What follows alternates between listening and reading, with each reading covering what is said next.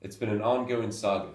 The Miramonte Matadors varsity baseball team has been involved in a scandal that led to the suspension of 6 players on Monday.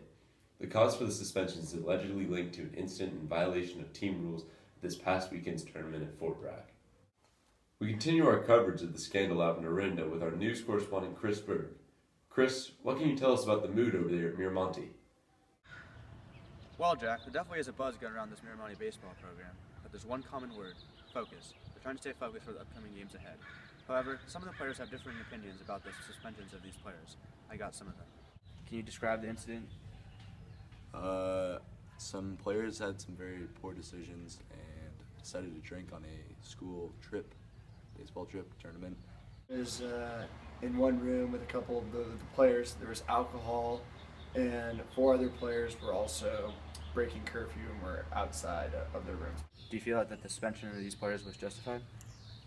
Yes and no. I think some of the players should have been actually kicked off the team, but the others were out of their rooms past curfew with suspicion of drinking. But I think some of them had, their consequence was too great. I feel like, yeah, I don't know. I don't feel like they all should receive the same punishment. That's up to the coach's decision.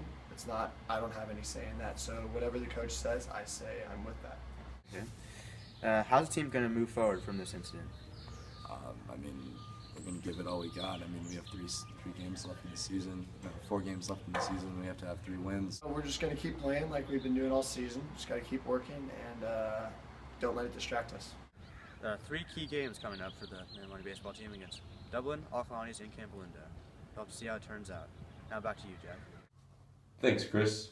Obviously, with 6 player suspensions, the team must move forward for an NCS playoff berth. Joining Chris on the scene is Eric Ting. Eric, has the team discussed their plans moving forward for the season? No, Jack, they aren't telling me anything over here. The team still has yet to release an official statement on the matter, and when asked about the incident, head coach Vince Delacilla simply said, "This is private." What I can tell you is that the team has no plans to move up any JV players to fill the void left by the suspended players. One team source told me that the coaching staff feels they have enough depth to compensate for their absences. It appears that the team just wants to move on from the incident and focus on the last 2 weeks of the season with an NCS berth on the line.